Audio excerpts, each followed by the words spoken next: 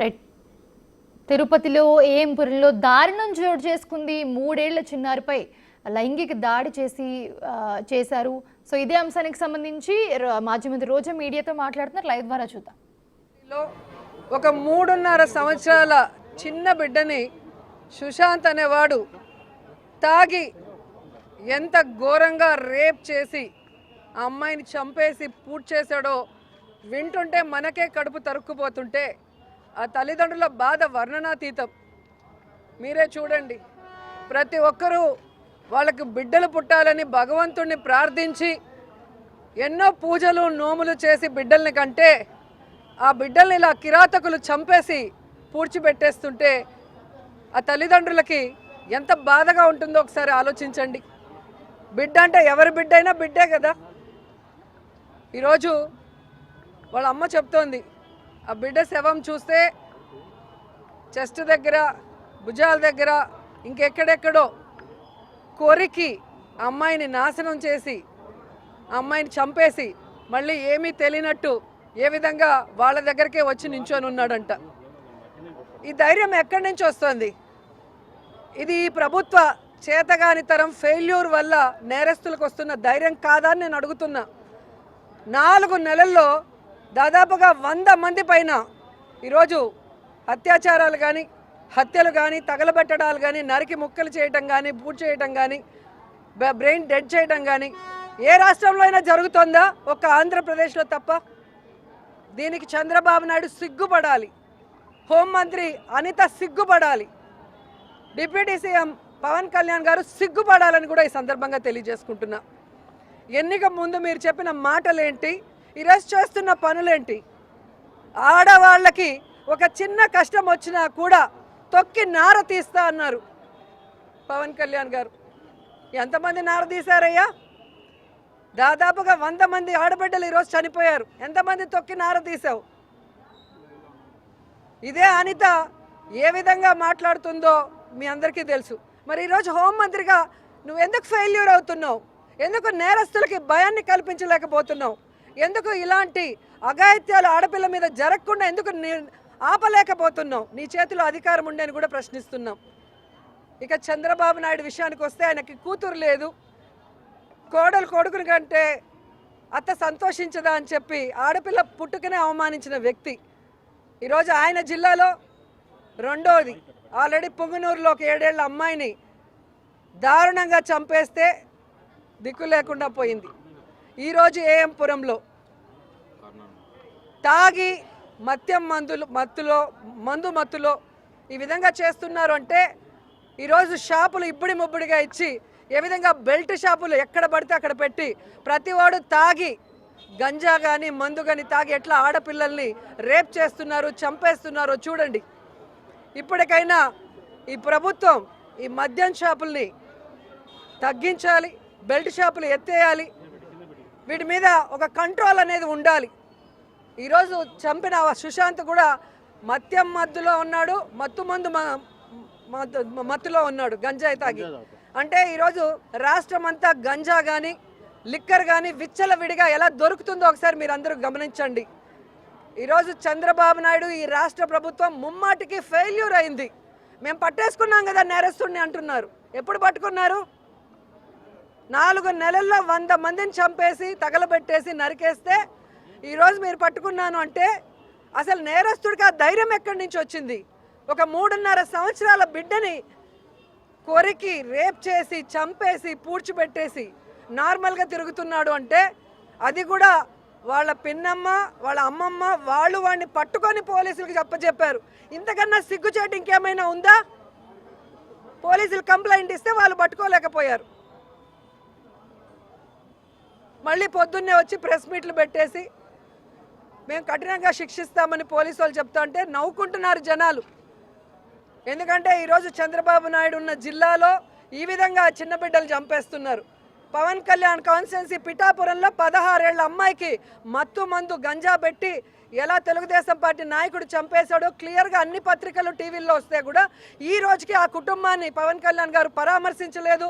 ఆ తప్పు చేసిన వాడికి తొక్కి నార తీయలేదు, వాడిని శిక్షించమని మరి ఎవరికి కూడా చెప్పలేదు.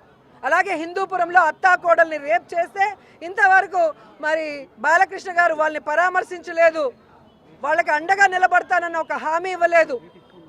అలాగే లోకేష్ గారి నియోజకవర్గంలో 24 గంటల్లో 3 రేప్ చేస్తే కూడా ఆయన పట్టించుకోలే. అందరూ థర్స్డే అయితే హైదరాబాద్కి పోవటం, ఎంజాయ్ చేయటం, మండే మార్నింగ్ రావటం. టైంపాస్ పాలిటిక్స్ చేస్తున్నారు తెలుగుదేశం పార్టీ కూటమి ప్రభుత్వం. ఇది సిగ్గుచేటు. ఇంకనైనా చిన్న బిడ్డలు, ఆడపిల్లలు స్కూళ్ళకు పోతూ ఉంటారు, ఇండ్ల ముందు ఆడుతూ ఉంటారు, ఉద్యోగాలకు పోతూ ఉంటారు. వాళ్ళకి రక్షణ కల్పించే బాధ్యత తీసుకోండి. తప్పు చేస్తే, ఆడవాళ్ళకి ఏదైనా అన్యాయం చేస్తే నేరస్తుడిని ఉరిసి తీస్తారన్న భయాన్ని కల్పించండి. ఏ భయం లేకపోవటం వల్ల ఇవన్నీ జరుగుతున్నాయి. 4 నెలల్లో మీకు కావాల్సిన లిక్కర్ విషయంలో కానీ, మీకు అవసరమైన విషయాల్లో, లాభం చేకూరే విషయంలో క్యాబినెట్ మీటింగ్లు పెడుతున్నారు తప్ప ఆడపిల్లలకి భద్రత కల్పించే విషయంలో కానీ, వాళ్ళకి ఇచ్చిన వాగ్దానాలు నెరవేర్చే విషయంలో కానీ, వాళ్ళకి అండగా నిలబడే విషయంలో ఏ రోజైనా ఒక్క హామీ ఇచ్చారా? ఒక్క విషయం డిస్కస్ చేశారా? జగన్ గారి మీద కక్ష సాధింపుతో దిశ యాప్, దిశ పోలీస్ స్టేషన్లు, దిశ స్టేషన్లో ఉన్న మహిళా పోలీసుల్ని నిర్వీర్యం చేయడమే తప్ప మీరు ఏదైనా ఒక్కటి భద్రత కోసం తీసుకొచ్చారని అడుగుతున్నా. ఈరోజు నా నియోజకవర్గం కాబట్టి భయపడి పరిగెత్తుకుంటూ ఎస్పీ గారు వచ్చి పారిపోతున్నారు. ఎక్కడ ఎమ్మెల్యే? ఓట్లేసిన ఎమ్మెల్యే ఎక్కడ? ఈవీఎంలతో గెలిస్తే ఇలాగే ఉంటుంది. నెల నుంచి మనిషి లేడు. ఎక్కడ పడితే అక్కడ తాగి కొట్లాడుకోవడాలు, కేసులు, ఈరోజు రేపు, మర్డరు. ఏం చేస్తున్నారు ఎమ్మెల్యే? ఒక మంత్రి రాలా, హోంమంత్రి రాలా, ఇంకా ముఖ్యమంత్రి అయితే అసలు రాడు. ఆయనకి అన్స్టాపబుల్ షోలో స్పెషల్ ఫ్లైట్లో పోయి గ్లామర్గా ఎగసెక్కాలు ఆడటానికి మాత్రం టైం ఉంటుంది, కానీ దీనికి టైం ఉండదు. ఇప్పటికైనా ఈ ప్రభుత్వం దిగి రావాలి. మహిళల భద్రత మీద వీళ్ళు చర్యలు చేపట్టాలి. ఈ చిన్న బిడ్డను చంపిన సుశాంత్ని ఉరి శిక్ష తీయాలి. ఆ తల్లి కోరిక, ఉరి శిక్ష తీయాలి. ఆ కుటుంబానికి 20 లక్షల రూపాయలు ఈ ప్రభుత్వం ఇచ్చి వాళ్ళకి సపోర్టివ్గా నిలబడాలి. భవిష్యత్తులో మళ్ళీ ఆడపిల్లల మీద ఎలాంటి అఘాయిత్యం చేయాలన్న నేరస్తులకి భయం పుట్టించే విధంగా చర్యలు చేపట్టాలని కూడా డిమాండ్ చేస్తున్నాం.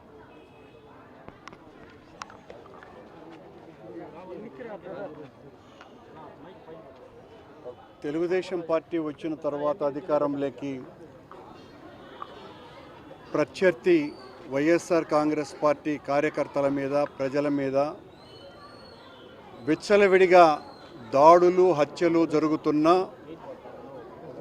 చూస్తూ నిర్లిప్తంగా వ్యవహరిస్తున్నటువంటి పోలీసుల పనితీరును గమనించినటువంటి విశృంఖలతతో వ్యవహరించేటువంటి యువత, మేము కూడా ఏ రకమైనటువంటి అఘాయిత్యాలు చేసినా మమ్మల్ని ఎవరూ ఏమీ చేయలేరు అన్నటువంటి నమ్మకంతో, ధైర్యంతో రాష్ట్ర వ్యాప్తంగా ఈ రకంగా అమానుషమైనటువంటి దాడులు, చిన్నపిల్లల మీద కూడా అత్యంత ఘోరంగా అఘాయిత్యాలు చేసి హత్యలు చేసేటువంటి స్థాయికి రాష్ట్రంలో శాంతి భద్రతలు క్షీణించినాయి. దీనికి కారణం అధికారంలోకి వచ్చినటువంటి కొద్ది రోజుల్లోనే తెలుగుదేశం పార్టీ, జనసేన ప్రభుత్వాలు విచ్చలవిడిగా వాళ్ళు చేసేటువంటి అకృత్యాలకు వాళ్ళు రహదారులు పరిచిన కారణంగా ఎవరి మీద కేసులు కూడా బనాయించకుండా హత్యలు చేయటము, ప్రత్యర్థుల తలలు పగలగొట్టడము, ఇలాంటి హింసాయుత సంఘటనలు చేయటం వలనే ఈ రకంగా పక్కదారులకు మళ్ళేటువంటి యువతంతా కూడా తాము కూడా ఏ రకమైనటువంటి హింసాయుత చర్యలకు చేపట్టినా మమ్మల్ని ఎవరు చేయలేరు అన్నటువంటి రీతిలో ప్రవర్తించటానికి వెనుక ప్రధానమైనటువంటి కారణం ఈ ప్రభుత్వం శాంతి భద్రతల విషయంలో పనిచేస్తున్నటువంటి తీరు ప్రధానమైనటువంటి కారణం. కనుక ఇకనైనా కూడా పోలీసు వ్యవస్థ శాంతి భద్రతల పరిరక్షణలో ప్రధానమైనటువంటి భూమికను పోషిస్తూ ఈ రోజున పుత్తూరులో 3.5 సంవత్సరాల ఒక చిన్న అమ్మాయి మీద సుశాంత్ అనేటువంటి ఒక దారి తప్పిన యువకుడు చేసినటువంటి మద్యం మత్తులో చేసినటువంటి ఈ అఘాయిత్యానికి ప్రభుత్వం బాధ్యత వహించాలా? ప్రభుత్వమే నేరస్తురాలు ఈ విషయంలో. కఠినంగా ఆ నేరస్తుణ్ణి శిక్షించాల్సినటువంటి అవసరం ఉన్నది.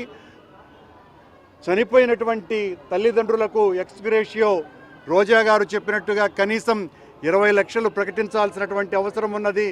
కేవలం నిందితుడి మీద చట్టపరంగా చర్యలు తీసుకుంటాము అని చెబితే ఓదార్పు మాటల వలన ప్రయోజనం లేదు. ఇలాంటి కార్యక్రమాలు రిపీటెడ్గా జరుగుతున్నాయి ఈ 5 నెలల కాలంలో. ఎక్కడా కూడా భయం అన్నది దారి తప్పిన యువతలో పూర్తిగా పోయింది. దీనికి కారణం చంద్రబాబు గారి ప్రభుత్వమే. మళ్ళీ ఆ భయం వచ్చే విధంగా పోలీసులు స్వతంత్రతతో వ్యవహరించాల్సినటువంటి అవసరం ఉన్నది. ఇలాంటి అఘాయిత్యాలు మళ్ళీ జరగకుండా చూడాల్సినటువంటి బాధ్యత పోలీసుల మీద ఉన్నది. ఇలాంటి అఘాయిత్యాలు మళ్ళీ జరుగుతూ ఉంటే వైఎస్ఆర్ కాంగ్రెస్ పార్టీ జగన్మోహన్ రెడ్డి గారి నేతృత్వంలో పెద్ద ఎత్తున పోరాటాలు చేస్తూ ఉంటుంది.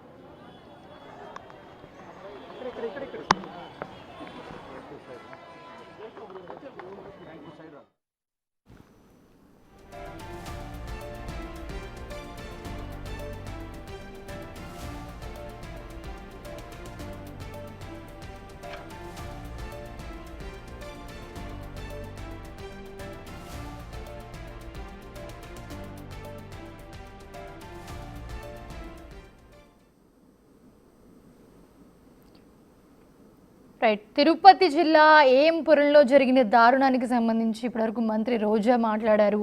3.5 ఏళ్ల చిన్నారిపై అత్యాచారం జరిగి తర్వాత హత్య చేసిన నిందితుడిని కఠినంగా శిక్షించాలి అని చెప్పి ఇప్పటివరకు రోజా మాట్లాడడం జరిగింది. ఆ లైవ్ కూడా మనం ఇప్పటివరకు చూసాము. అలాగే ప్రస్తుతం నిందితుడు సుశాంత్ని పోలీసులు అరెస్ట్ కూడా చేశారు.